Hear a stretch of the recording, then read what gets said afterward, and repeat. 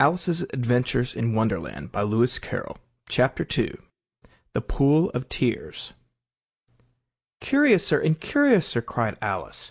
She was so much surprised that for the moment she quite forgot how to speak good English. "Now I'm opening out like the largest telescope that ever was. Good-bye, feet!"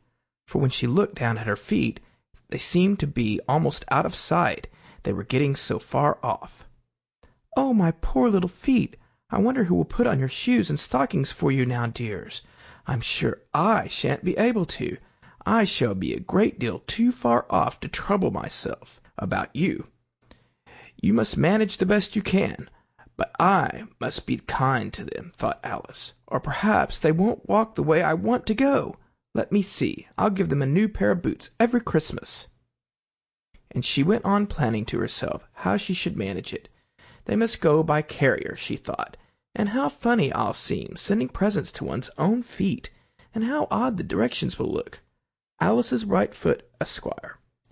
Hearthrug near the fender, with Alice's love. Oh dear, what nonsense I'm talking! Just then her head struck against the roof of the hall. In fact, she was now more than 9 feet high, and she at once took up the little golden key and hurried off to the garden door. Poor Alice! It was as much as she could do, lying down on one side, to look into the garden with one eye, but to get through was more hopeless than ever. She sat down and began to cry again. "You ought to be ashamed of yourself," said Alice. "A great girl like you," she might well say this, "to go on crying in this way. Stop this moment, I tell you." But she went on all the same, shedding gallons of tears, until there was a large pool all around her, about 4 inches deep, and reaching half down the hall. After a time she heard a little pattering of feet in the distance, and she hastily dried her eyes to see what was coming. It was the White Rabbit returning, splendidly dressed, with a pair of white kid gloves in one hand and a large fan in the other. He came trotting along in a great hurry, muttering to himself as he came, "Oh, the Duchess, the Duchess! Oh, won't she be savage if I've kept her waiting?" Alice felt so desperate that she was ready to ask help of anyone. So when the rabbit came near her, she began in a low, timid voice, "If you please, sir." The rabbit started violently, dropped the white kid gloves and the fan, and scurried away into the darkness, as hard as he could go. Alice took up the fan and gloves, and, as the hall was very hot, she kept fanning herself all the time she went on talking. "Dear, dear, how queer everything is today, and yesterday things went on just as usual. I wonder if I've been changed in the night. Let me think, was I the same when I got up this morning? I almost think I can remember feeling a little different. But if I'm not the same, the next question is, who in the world am I? Ah, that's the great puzzle." And she began thinking over all the children that she knew that were of the same age as herself, to see if she could have been changed for any of them. "I'm sure I'm not Ada," she said, "for her hair goes in such long ringlets, and mine doesn't go in ringlets at all. And I'm sure I can't be Mabel, for I know all sorts of things. And she, oh, she knows such a very little. Besides, she, and I'm I. And oh dear, how puzzling it all is. I'll try if I know all the things I used to know. Let me see, 4 times 5 is 12, and 4 times 6 is 13, and 4 times 7 is... Oh dear! I shall never get to 20 at that rate. However, the multiplication table doesn't signify. Let's try geography. London is the capital of Paris, and Paris is the capital of Rome, and Rome... No, that's all wrong, I'm certain. I must have been changed for Mabel. I'll try and say, how doth the little... And she crossed her hands on her lap as if she were saying lessons, and began to repeat it. But her voice sounded hoarse and strange, and the words did not come the same as they used to.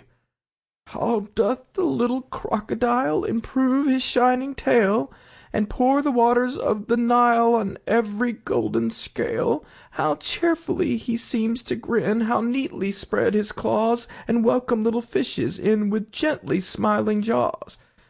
"I'm sure those are not the right words," said poor Alice, and her eyes filled with tears again as she went on. "I must be Mabel after all, and I shall have to go and live in that poky little house, and have next to no toys to play with, and oh, ever so many lessons to learn. No, I've made up my mind about it. If I'm Mabel, I'll stay down here. It'll be no use their putting their heads down and saying, 'Come up again, dear.' I shall only look up and say, 'Who am I, then? Tell me that first, and then, if I like being that person, I'll come up. If not, I'll stay down here till I'm somebody else.' But, oh dear," cried Alice, with a sudden burst of tears, "I do wish they would put their heads down. I am so very tired of being all alone here." As she said this, she looked down at her hands, and was surprised to see that she had put on one of the rabbit's little white kid gloves while she was talking. "How can I have done that?" she thought. "I must be growing small again." She got up and went to the table to measure herself by it, and found that, as nearly as she could guess, she was now about 2 feet high, and was going on shrinking rapidly. She soon found out that the cause of this was the fan that she was holding, and she dropped it hastily, just in time to avoid shrinking away altogether. "That was a narrow escape," said Alice, a good deal frightened at the sudden change, but very glad to find herself still in existence. "And now for the garden," and she ran with all speed back to the little door. But alas, the door was shut again, and the little golden key was lying on the glass table as before. "And things are worse than ever," thought the poor child, "for I never was so small as this before, never, and I declare it's too bad, that it is." As she said these words, her foot slipped, and in another moment, splash, she was up to her chin in salt water. Her first idea was that she had somehow fallen into the sea. "And in that case I can go back by railway," she said to herself. Alice had been to the seaside once in her life, and had come to the general conclusion that wherever you go on the English coast, you find a number of bathing machines in the sea, some children digging in the sand with wooden spades, then a row of lodging-houses, and behind them a railway station. However, she soon made out that she was in a pool of tears, which she had wept when she was 9 feet high. "I wish I hadn't cried so much," said Alice, as she swam about, trying to find her way out. "I shall be punished for it now, I suppose, by being drowned in my own tears. That will be a queer thing, to be sure. However, everything is queer to-day." Just then she heard something splash about in the pool a little way off, and she swam nearer to make out what it was. At first she thought it must be a walrus or hippopotamus, but then she remembered how small she was now, and she soon made out that it was only a mouse that had slipped in like herself. "Would it be of any use now," thought Alice, "to speak to this mouse? Everything is so out of the way down here that I should think very likely it can talk. At any rate, there's no harm in trying." So she began, "Oh, Mouse, do you know the way out of this pool? I am very tired of swimming about here. Oh, Mouse!" Alice thought this must be the right way of speaking to a mouse. She had never done such a thing before, but she remembered having seen her brother's Latin grammar, a mouse of a mouse, to a mouse, oh mouse. The mouse looked at her rather inquisitively, and seemed to her to wink with one of its little eyes, but it said nothing. "Perhaps it doesn't understand English," thought Alice. "I dare say it's a French mouse, come over with William the Conqueror." With all her knowledge of history, Alice had no clear notion how long ago anything had happened. So she began again, "Où est mon chat?" which was the first sentence in her French lesson book. The mouse gave a sudden leap out of the water, and seemed to quiver all over with fright.